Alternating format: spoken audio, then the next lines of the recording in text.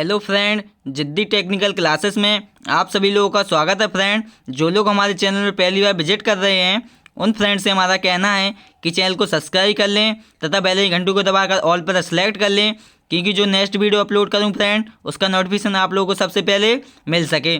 तो फ्रेंड, हम लोग फिटर टर्नर मशीनिस्ट के 400 क्वेश्चनों को डिटेल में क्लियर करेंगे जो कि एग्जाम में बार बार पूछे जाते हैं। फ्रेंड, तो चलिए फ्रेंड देख लेते हैं हमारा आज का फर्स्ट क्वेश्चन क्या है कि ग्राइंडिंग करते समय आंखों के बचाव के लिए निम्नलिखित में से किसका प्रयोग करना चाहिए। ऑप्शन पढ़ते हैं। पहला ऑप्शन है धूप के चश्मे, सेकंड ऑप्शन है हमारा सुरक्षा चश्मे, थर्ड ऑप्शन है हमारा हेलमेट और फोर्थ ऑप्शन हमारा मास्क। जो हम ग्राइंडिंग करते समय हम जो आंखों की सुरक्षा के लिए यूज करते फ्रेंड, तो हम लोग किसका यूज करते हैं? सुरक्षा चश्मे का। तो यहाँ से राइट आंसर क्या हो जाएगा हमारा? राइट आंसर हो जाएगा हमारा बी वाला। अगर बात की जाए फ्रेंड कि वेल्डिंग करते समय आंखों के बचाव के लिए हम किसका यूज करते, तो वहाँ पर हम किसका यूज करते? तो वहाँ हम धूप के चश्मे का यूज करते। अगर बात की जाए फ्रेंड कि हम लोग जब सिर की हमें सुरक्षा के लिए यूज करना तो वहाँ पर हम किसका करते? हेलमेट का यूज करते। और मास्क का यूज कहाँ पर करते? वेल्डिंग करते समय हमें फेस को बचाने के लिए। तो यहाँ से हमारा डी राइट आंसर हो जाएगा। तो ठीक है फ्रेंड, हमारा यहाँ से राइट आंसर क्या होगा? बी वाला। चलिए देख लेते हैं हमारा नेक्स्ट नंबर का क्वेश्चन कि आग फैलाने के लिए अत्यावश्यक तत्व होते हैं। ऑप्शन पढ़ लेते हैं। पहला ऑप्शन है ताप, ऑक्सीजन और ईंधन, सेकंड ऑप्शन है ताप, डाइऑक्साइड और ईंधन, थर्ड ऑप्शन है ताप, नाइट्रोजन और ईंधन और फोर्थ ऑप्शन हमारा ताप, मोनोऑक्साइड और ईंधन। तो हमारी आग किन किन चीज़ों से लगती है? ताप, ऑक्सीजन और ईंधन। तो यहाँ से राइट आंसर क्या हो जाएगा फ्रेंड? तो यहाँ से राइट आंसर हो जाएगा हमारा ए वाला। तो हमारी आग कितने प्रकार की होती है फ्रेंड? 4 टाइप में होती है। कौन कौन सी? ए क्लास, बी क्लास, सी क्लास और डी क्लास की होती हैं। ए क्लास में हमारी कौन सी आती? लकड़ी, कोयला और कागज़, ये हमारी किस में आती हैं? ए क्लास में। बात की जाए बी क्लास में, तो बी क्लास में कौन सी आती है? ऑयल वाली फ्रेंड। और सी की बात की जाए तो सी में कौन सी आती है? हमारी गैस वाली। और डी में कौन सी आती है? हमारी बिजली वाली। अगर बात की जाए फ्रेंड कि हमारी जो ए क्लास की आग होती है उसे हम किससे बुझाते हैं? तो उसे हम बुझाते हैं सोडा एंगिस्टर से। और बी वाली बात की जाए तो बी वाली आग किससे बुझाते हैं? हम फॉर्म फायर एंगिस्टर से। सी वाली बात की जाए तो सी वाली किससे बुझाते हैं? तो सी वाली हम बुझाते हैं ड्राई केमिकल पाउडर। अगर डी वाली बिजली की आग पूछी जाए किससे बुझाई जाती, तो इसे हम बुझाते हैं CTC, जिसे बोलते हैं कार्बन टेट्राक्लोराइड, या फिर हम किससे बुझाई जाती फ्रेंड? हेलन एंगिस्टर। और एक और नाम होता है इसका BCF, ब्रोमोक्लोराइड फ्लोरोमेथेन। तो यहाँ से राइट होना चाहिए आपका। ठीक है, तो ये वाली जो हमारी लकड़ी कोयला की होती है इसे हम सोडा एंगिस्टर से बुझाते। तो इसमें पहचानने के लिए हमारे इसमें क्या बना था? 100 mm का पीले रंग का हाथ बना रहता। अगर भी बात की जाए ऑयल वाली आग के लिए बुझाने के लिए, तो फॉर्म फायर में हमारे भूरे रंग का हाथ बना होता है इसमें सिलेंडर पर। अगर गैस वाली आग की जाए तो ड्राई केमिकल पाउडर होता है जो हमारे सिलेंडर में भरा जाता है, उसमें हमारे किस कलर का हाथ बना रहता? ब्लू कलर का। और बिजली वाले में हमारा क्या बना रहता फ्रेंड? तो उसमें रेड कलर का बना रहता। तो क्लियर होना चाहिए आपको यहाँ से। चलिए देख लेते हैं थर्ड नंबर का क्वेश्चन। तो थर्ड नंबर का क्वेश्चन है हमारा कि निम्नलिखित में से कौन सा प्रत्यक्ष मापी औजार है? तो देख लेते हैं, ऑप्शन पढ़ते हैं। पहला ऑप्शन है हमारा standard steel rule, second option है आउटसाइड कैलिपर, थर्ड ऑप्शन है ट्राई स्कोर और फोर्थ ऑप्शन हमारा स्ट्रेट एज। तो जो हमारा प्रत्यक्ष मापी औजार होते हैं हमारे, वो कौन से होते हैं? हमारे स्टैंडर्ड स्टील रूल। तो यहाँ से राइट आंसर क्या हो जाएगा हमारा? ए वाला। यहाँ से राइट आंसर ए वाला हो जाएगा। अगर बात की जाए आउटसाइड कैलिपर, तो आउटसाइड कैलिपर क्या है? हमारे एक प्रकार का अप्रत्यक्ष। स्ट्रेट एज भी हमारा अप्रत्यक्ष है। ट्राई स्कोर क्या है? अप्रत्यक्ष। तो फ्रेंड हम ट्राई स्कोर का यूज़ कहाँ करते हैं? 90 डिग्री के एंगल को चेक करने के लिए, या फिर हम सतह की समतलता को चेक करना हो। अगर आउटसाइड कैलिपर की बात की जाए तो कहाँ यूज किया था? इसका यूज किया था बाहरी डाया को चेक करने के लिए यूज किया था। और स्ट्रेट एज का यूज कहाँ पर करते हैं? सतह की समतलता को चेक करने के लिए, जिसकी हमारी 600 mm की हम इसकी सरफेस को चेक कर सकते हैं। फ्रेंड, एक क्वेश्चन पूछा जाता है कि 600 mm की हमें सतह की समतलता को चेक करना है, तो हम किसका यूज करते हैं? Try score. वहाँ हम इसका यूज करते हैं फ्रेंड, सॉरी, स्ट्रेट एज का। तो यहाँ से आपका राइट आंसर क्या हो जाएगा हमारा? बी वाला, बाहरी सतह के लिए। ठीक है फ्रेंड, चलिए देख लेते हैं फोर्थ नंबर का। फोर्थ नंबर का क्वेश्चन है निम्नलिखित में से कौन सा औजार प्रत्यक्ष माप ले सकता है? ऑप्शन पढ़ते हैं। पहला ऑप्शन है हमारा स्ट्रेट एज, सेकंड ऑप्शन है हमारा ट्राई स्कोर, थर्ड ऑप्शन है स्टील रूल और फोर्थ ऑप्शन हमारा प्लग गेज। तो यहाँ से प्रत्यक्ष मापी औजार कौन सा है हमारा? स्ट्रेट कौन सा? Steel rule. तो स्टील रूल की जो फ्रेंड लिस्ट काउंट होती है वो हमारी कितनी होती है? तो स्टील रूल की लिस्ट काउंट है 0.5 mm या फिर 1/64 इंच या फिर हमारी कितना 1/2 mm क्लियर होना चाहिए। और जो स्टैंडर्ड स्टील रूल बना रहता है वो हमारा किसका बनाता है स्टील रूल? तो स्टेनलेस स्टील या फिर हमारा स्प्रिंग स्टील की, ठीक है।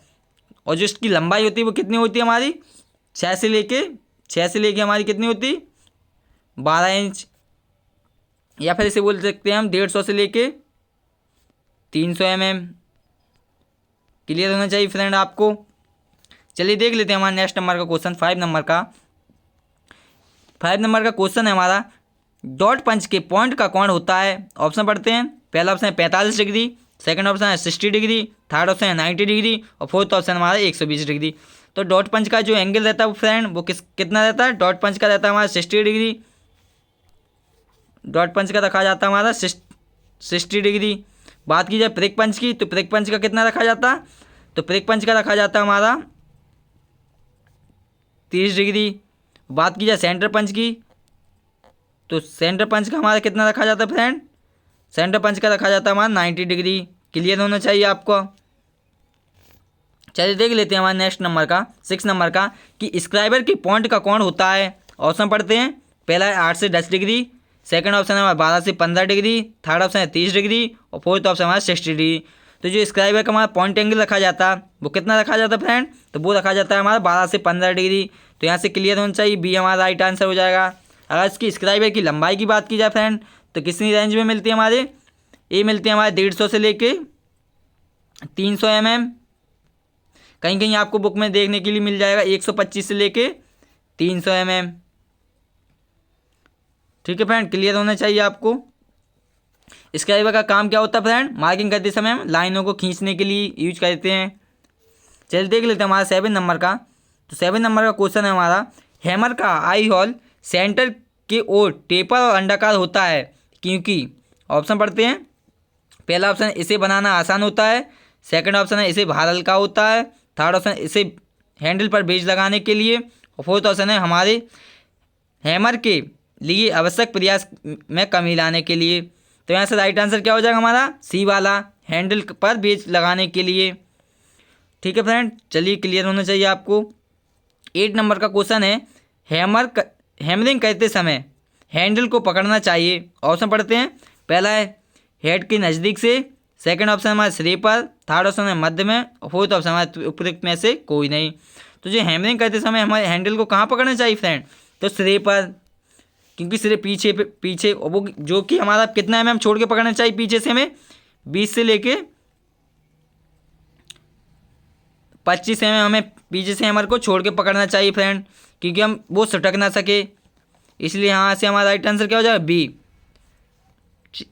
ठीक है फ्रेंड, चलिए देख लेते हैं 9 नंबर का। तो 9 नंबर का क्वेश्चन है, निम्नलिखित में से किस धातु से बेंच वाइज की जॉब प्लेट बनाई जाती हैं? ऑप्शन पढ़ते हैं। पहला ऑप्शन है कास्ट आयरन, सेकंड ऑप्शन है हमारा टूल स्टील, थर्ड ऑप्शन है हमारा माइंड स्टील और फोर्थ ऑप्शन है हमारा हाई स्पीड स्टील। तो जो बेंच वाइज की जॉब प्लेट रहती है फ्रेंड वो किससे बनाई जाती है? हमारी टूल स्टील से। अगर बात की जाए फ्रेंड बेंच वाइज की जो हमारी बॉडी बनी रहती है वो किसकी बनाई जाती? कास्ट आयरन की। बॉडी हमारी कास्ट आयरन की बनाई जाती। अगर बात की जाए फ्रेंड उसकी स्पेंडल किसका बनाया जाता? तो माइंड स्टील का। ठीक है, और इसकी बॉक्स नट की बात की जाए फ्रेंड तो बॉक्स नट किसका बनाया जाता है? गन मेटल या फिर फास्फोरस या फिर ब्रॉन्ज का बना सकते हैं। और इसकी जो हमारे फ्रेंड फिक्स जो और मूवेबल जो होता है वो किसका बनाता है? कास्ट आयरन का। और जो इसमें एक स्प्रिंग लगी थी वो किसकी बनी थी? स्प्रिंग स्टील की। ठीक है फ्रेंड, तो आपको क्लियर होना चाहिए हमारे क्वेश्चन यहाँ से। चलिए देख लेते हैं हमारे 10 नंबर का। तो 10 नंबर का क्वेश्चन है कि बेंच वाइज के जो खुलते हैं। ऑप्शन पढ़ते हैं। पहला ऑप्शन है परस्पर समांतर, सेकंड ऑप्शन है हमारा वी आकार, थर्ड ऑप्शन है का और खा दोनों, फोर्थ ऑप्शन है हमारा का और खा में से कोई नहीं। तो यहाँ से राइट आंसर क्या हो जाएगा फ्रेंड? बेंच वाइज के जो हमारे जो होते हैं वो कैसे खुलते हैं? समांतर, पैरेलल। तो यहाँ से राइट आंसर क्या हो जाएगा हमारा? ए वाला। क्लियर होना चाहिए आपको। चलिए देख लेते हैं हमारा सेकंड नंबर का क्वेश्चन, हमारा 11 नंबर का क्वेश्चन, कि स्टील के पतले पाइप को काटने के लिए किस पिच वाले हेक्साब्लेड प्रयोग करेंगे? ऑप्शन पढ़ते हैं। पहला ऑप्शन है 0.8 mm, सेकंड ऑप्शन है 1.4 mm, थर्ड ऑप्शन है 1.8 mm और फोर्थ ऑप्शन है हमारा 2.02 mm। तो स्टील को काटने के लिए कितनी mm की पिच की यूज करते हैं हम? 1.4 mm। तो यहाँ से राइट आंसर क्या हो जाएगा? ए वाला, बी वाला सॉरी। 0.8 का यूज कहाँ पर करते हैं? पतले ट्यूब वगैरह को काटना फ्रेंड। पतले ट्यूब को काटने के लिए हम किसका यूज करते हैं? 0.8 mm। अगर हमें पीतल की कोई लट्ठे को काटना तो कितनी mm की पिच का यूज करेंगे? 1.8 mm फ्रेंड। क्लियर होना चाहिए आपको यहाँ से। चलिए देख लेते हैं 12 नंबर का क्वेश्चन। तो 12 नंबर के क्वेश्चन पूछा है फ्रेंड कि कास्ट आयरन की हेक्साइन करने के लिए किस कूलेंट का प्रयोग किया जाता है? ऑप्शन पढ़ते हैं। पहला ऑप्शन है सॉल्युबल ऑयल, सेकंड ऑप्शन है पानी, थर्ड ऑप्शन है सूखी हवा और फोर्थ ऑप्शन है हमारा मिट्टी का तेल। तो जो हमारी कास्ट आयरन होता है फ्रेंड, तो उसमें हम किसका यूज करते हैं? सूखी हवा, ड्राई एयर, क्योंकि उसमें हमारा ब्रिटलनेस का गुण रहता है। तो यहाँ से राइट आंसर क्या हो जाएगा हमारा? सी वाला। अगर हम सेल्यूबल ऑयल की बात करें फ्रेंड, तो इसका अनुपात कितना होता है? 1:20। ठीक है फ्रेंड। इसमें कितना, अगर सॉल्युबल हमारा कितने परसेंट रहता है? 1% रहता है और 20% पानी रहता है फ्रेंड। इसे बोल सकते हैं 5% रहता है हमारा सर्बोकट और 95% क्या रहता है हमारा? 90% रहता है पानी हमारा। ठीक है, तो क्लियर होना चाहिए आपको यहाँ से। अगर मिट्टी के तेल की बात करें तो मिट्टी के तेल का यूज हम कहाँ करते हैं? एल्यूमिनियम के लिए। किसके लिए? एल्यूमिनियम की थ्रेडिंग करने के लिए या फिर कॉपर के लिए भी। ठीक है, क्लियर होना चाहिए आपको। चलिए देख लेते हैं हमारे 30 नंबर का क्वेश्चन कि धातुओं के किस गुण के कारण भारी लोड को एक्शन के अंतर्गत नहीं टूटता? ऑप्शन पढ़ते हैं। पहला है हमारा मेलेबिलिटी, सेकंड ऑप्शन है हमारा टफनेस, थर्ड ऑप्शन है हमारा स्ट्रेंथ और फोर्थ ऑप्शन है हमारा डक्टिलिटी। तो जो भारी लोड एक्शन करता है फ्रेंड, वो हमारा किसके कारण नहीं टूटता? तो वो हमारा क्या रहता है फ्रेंड? क्लियर होना चाहिए आपको, यहाँ से पता होना चाहिए। तो फ्रेंड यहाँ से राइट आंसर क्या हो जाएगा हमारा? सी वाला, स्ट्रेंथ। ठीक है फ्रेंड, यहाँ से हमारा राइट आंसर क्या हो जाएगा? स्ट्रेंथ। चलिए देख लेते हैं हमारा 40 नंबर का। तो स्टील की ब्रिटलनेस को कम करने और टफनेस को बढ़ाने की विधि को क्या कहते हैं? ऑप्शन पढ़ते हैं। पहला है एनीलिंग, सेकंड ऑप्शन है टेम्परिंग, थर्ड ऑप्शन है नॉर्मलाइजिंग और फोर्थ ऑप्शन हमारा हार्डनिंग। तो यहाँ से राइट आंसर क्या हो जाएगा? बी वाला।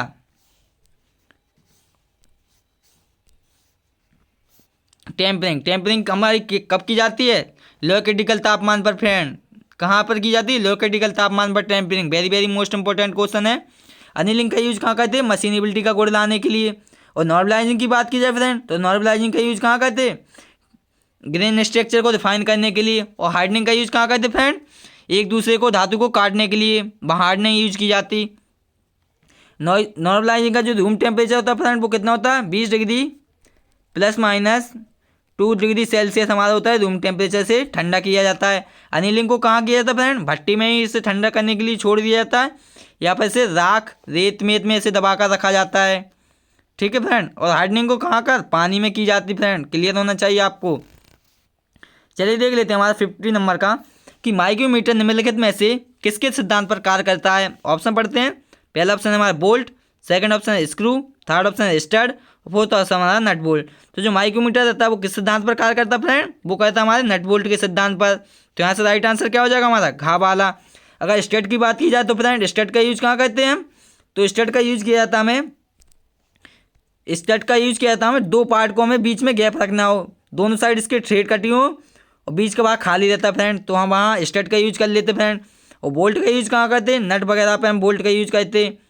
और स्क्रू का यूज भी हम कसने के लिए करते, फास्टनिंग वगैरह में। क्लियर होना चाहिए आपको। चलिए देख लेते हैं 60 नंबर का। तो 60 नंबर का क्वेश्चन है फ्रेंड हमारा कि साधारणतः वर्नियर कैलिपर की लीस्ट काउंट होती है।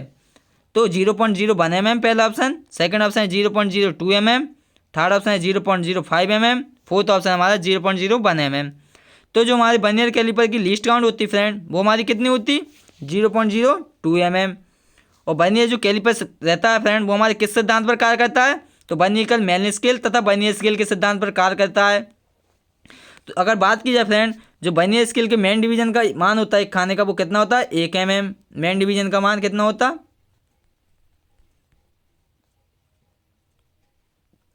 मेन डिवीजन का कितना होता है? एक मेन डिवीजन का 1 mm। अगर बात की जाए फ्रेंड सब डिवीजन की, तो सब डिवीजन का मान कितना होता? सब डिवीजन का होता हमारा 0.5 mm। अगर भी बात की जाए फ्रेंड वर्नियर डिवीजन का मान कितना होता है वर्नियर कैलिपर के, तो वर्नियर डिवीजन का मान होता है इसका कितना होता है फ्रेंड हमारा 0.02 mm। ये हमारे वर्नियर का होता मान। ठीक है, तो यहाँ से आपको क्लियर होना चाहिए फ्रेंड, ये आपके very very most important question है, पूछे जाते हैं। अगर बात की जाए वर्नियर कैलिपर किसका बना होता है फ्रेंड, तो वर्नियर कैलिपर इनबार स्टील का भी बनाया जाता है हमारा। ठीक है, क्लियर होना चाहिए आपको। चलिए देख लेते हैं 70 नंबर का क्वेश्चन कि निम्नलिखित में से कौन सा अक्षर बेसिक हॉल को प्रकट करता है। ऑप्शन का पढ़ लेते हैं। पहला ऑप्शन है कैपिटल एच, सेकंड ऑप्शन है स्मॉल एच, थर्ड ऑप्शन है कैपिटल जी और फोर्थ ऑप्शन है स्मॉल जी। तो जो हॉल को हमारा प्रकट करता है फ्रेंड वो क्या करता है हमारा कैपिटल एच। अगर शाफ्ट की बात की जाए तो फ्रेंड शाफ्ट के लिए कौन सा स्मॉल एच, शाफ्ट के लिए स्मॉल एच का यूज किया जाता। ठीक है, तो क्लियर होना चाहिए आपको। चलिए देख लेते हैं 80 नंबर का क्वेश्चन कि यदि किसी पार्ट के साइज की लिमिट फिनिश किया जाता है तो उसे साइज को कहा जाता है। जो हमारे लिमिट के अंदर साइज को फिनिश किया जाता है फ्रेंड उसे क्या कहते हैं। ऑप्शन पढ़ते हैं। पहला अधिकतम, सेकंड ऑप्शन है न्यूनतम, थर्ड ऑप्शन है बेसिक और फोर्थ ऑप्शन हमारा स्वीकृत। तो उसे हम क्या कहेंगे फ्रेंड, जो हमारी लिमिट के अंदर किया जाए उसे बोलते हैं स्वीकृत, एक्सेप्टेड साइज। अगर बात की जाए फ्रेंड बेसिक साइज किसे कहते हैं, तो किसी पार्ट का साइज तथा उसके बीच का अंतर को क्या बोला जाता है, बेसिक साइज। और जो अधिकतम साइज बोला जाता है वो किसे कहते हैं, किसी पार्ट का बेसिक साइज तथा उसके अधिक से अधिक सीमा के अंदर बनाया जाए उसे बोलते हैं अधिकतम साइज। और न्यूनतम साइज किसी पार्ट का बेसिक साइज तथा कम से कम साइज में बनाया जाए उसे हम क्या बोलते हैं, न्यूनतम साइज। तो क्लियर होना चाहिए आपको यहाँ से। चलिए देख लेते हैं 90 नंबर का क्वेश्चन कि रीमर के किस पार्ट के चिप्स गुजारने और कटिंग तथा कूलेंट पहुँचाया जाता है। ऑप्शन पढ़ते हैं। पहला ऑप्शन है फेस, सेकंड ऑप्शन है सैंक, थर्ड ऑप्शन है फ्लूइड्स और फोर्थ ऑप्शन है रेसेस। तो जो हम रीमर में जो चिप्स गुजारे जाते हैं फ्रेंड या फिर हम कूलेंट पहुंचाते हैं तो वो किसके द्वारा पहुंचाए जाते हैं, वो हम पहुंचाए जाते हैं फ्लूइड्स के द्वारा। तो यहाँ से राइट आंसर क्या हो जाएगा हमारा, सी वाला फ्लूइड्स। ठीक है, और सैंक की बात की जाए तो सैंक में क्या लिखा रहता है फ्रेंड, हमारा साइज लिखा रहता है इसका, कितने साइज तक के हैं इसमें। सैंक में क्या लिखा रहता है, साइज। क्लियर होना चाहिए आपको। चलिए देख लेते हैं हमारा 20 नंबर का क्वेश्चन क्या है फ्रेंड। तो 20 नंबर का क्वेश्चन है हमारा ड्रिल ग्राइंडिंग गेज का कौन होता है। ऑप्शन पढ़ते हैं। पहला ऑप्शन है 121 डिग्री, सेकंड ऑप्शन है हमारा 118 degree, third option sorry friend पहला ऑप्शन हमारा 124 डिग्री, सेकंड ऑप्शन है 118 डिग्री, थर्ड ऑप्शन है 59 डिग्री और फोर्थ ऑप्शन हमारा 121 डिग्री। तो जो ड्रिल ग्राइंडिंग गेज रहता है फ्रेंड उसका एंगल कितना रहता है, 121 डिग्री। तो ड्रिल ग्राइंडिंग गेज का हमारा एंगल होता है फ्रेंड 121 डिग्री। तो क्या यहाँ से राइट आंसर हो जाएगा हमारा, तो राइट आंसर हो जाएगा हमारा, सॉरी एक मिनट फ्रेंड, राइट आंसर हमारा राइट आंसर हो जाएगा डी वाला फ्रेंड। क्लियर होना चाहिए आपको। चलिए देख लेते हैं नेक्स्ट नंबर का क्वेश्चन हमारा क्या है कि वर्नियर बेवल प्रोट्रैक्टर के 23 डिग्री को कितने वर्नियर डिवीजन में बांटा जाता है। ऑप्शन पढ़ते हैं। पहला ऑप्शन है 12, सेकंड ऑप्शन है 15, थर्ड ऑप्शन है 22, फोर्थ ऑप्शन है 24। जो 13 डिवीजन होते हैं फ्रेंड जो बेवल प्रोट्रैक्टर में हमारे वर्नियर डिवीजन को कितने भागों में बांटा जाता है, 12। तो यहाँ से राइट आंसर क्या हो जाएगा, ए वाला। अगर वर्नियर बेवल प्रोट्रैक्टर की बात की जाए लिस्ट काउंट कितनी होती है फ्रेंड, तो कितनी होती है 5 मिनट। और वर्नियर बेवल प्रोट्रैक्टर के एक वर्नियर डिवीजन का मान कितना होता है फ्रेंड, तो एक वर्नियर डिवीजन का मान कितना होता है 1 डिग्री 55 मिनट। ठीक है फ्रेंड, क्लियर होना चाहिए। और मेन डिवीजन का मान पूछा जाए तो कितना होता है फ्रेंड, तो मेन डिवीजन का होता है हमारा 1 डिग्री ओनली। और जो वर्नियर बेवल प्रोट्रैक्टर में फ्रेंड हमारी जो मेन स्किल लगे जो डिस्क रहती, अगर बात की जाए कि फ्रेंड जो वर्नियर बेवल प्रोट्रैक्टर में स्किल हमारी किस पर लगी थी, डिस्क पर। और वर्नियर स्किल की बात की जाए फ्रेंड तो वर्नियर स्किल कहाँ पर लगी थी, डायल पर। तो क्लियर होना चाहिए आपको यहाँ से। चलिए देख लेते हैं 22 नंबर का क्वेश्चन। तो 22 नंबर का क्वेश्चन है फ्रेंड कि गेजों के निम्नलिखित में से किस धातु से बनाया जाता है। ऑप्शन पढ़ते हैं। पहला ऑप्शन है हमारा माइंड स्टील, सेकंड ऑप्शन है एलॉय स्टील, थर्ड ऑप्शन है कास्ट आयरन, फोर्थ ऑप्शन हमारा कास्ट स्टील। तो गेजों किससे बनाया जाता है फ्रेंड, हमारे एलॉय स्टील से। तो यहाँ से राइट आंसर क्या हो जाएगा, बी वाला। चलिए देख लेते हैं हमारा 23 नंबर का क्वेश्चन कि बाल्वों के फिलामेंट निम्नलिखित में से किस धातु के बनाया जाता है। ऑप्शन पढ़ते हैं। पहला ऑप्शन है क्रोमियम, सेकंड ऑप्शन है निकेल, थर्ड ऑप्शन है टंगस्टन, फोर्थ ऑप्शन हमारा कोबाल्ट। तो किसका बनाया जाता है फ्रेंड, हमारा टंगस्टन का। तो यहाँ से राइट आंसर क्या हो जाएगा फ्रेंड, सी वाला। क्लियर होना चाहिए। चलिए देख लेते हैं 24 नंबर का फ्रेंड कि ग्रे कास्ट आयरन होता है। ऑप्शन पढ़ते हैं। पहला ऑप्शन है टेंसाइल, सेकंड ऑप्शन है डक्टाइल, थर्ड ऑप्शन है सुदृढ़, फोर्थ ऑप्शन हमारा मेलेबल। तो ग्रे कास्ट आयरन कैसा होता है हमारा, सुदृढ़, जिसे बोलते हैं क्या बोलते हैं फ्रेंड, ब्रिटलनेस। तो यहाँ से राइट आंसर क्या हो जाएगा हमारा, सी वाला। चलिए देख लेते हैं 25 नंबर का। 25 नंबर का क्वेश्चन पूछा है फ्रेंड, हार्डनिंग करते समय हाई कार्बन स्टील का लोअर क्रिटिकल तापमान कितना होता है। ऑप्शन पढ़ते हैं। पहला ऑप्शन है 560 डिग्री, सेकंड ऑप्शन है 723 डिग्री, थर्ड ऑप्शन है 850 डिग्री सेल्सियस और फोर्थ ऑप्शन है 960 डिग्री सेल्सियस। तो जो हार्डनिंग करते समय लोअर क्रिटिकल तापमान रहता है फ्रेंड, वो कितना रहता है हमारा, वो रहता है हमारा 723। अगर अपर क्रिटिकल की बात करें फ्रेंड, तो वो कितना रहता है अपर क्रिटिकल, अपर क्रिटिकल तापमान रहता है हमारा 800 डिग्री से लेके 1200 डिग्री सेल्सियस। तो फ्रेंड ठीक है, क्लियर होना चाहिए फ्रेंड आपको। तो चलिए फ्रेंड आज के लिए हमने 25 क्वेश्चन कराए। अगर आपको वीडियो फ्रेंड पसंद आई हो तो लाइक करें, शेयर करें, ज़्यादा से ज़्यादा कमेंट करके बताएं। तो नेक्स्ट वीडियो में आप लोगों के लिए अपलोड करूँगा फ्रेंड। चलिए फ्रेंड मिलते हैं, तब तक के लिए बाय बाय, टेक केयर।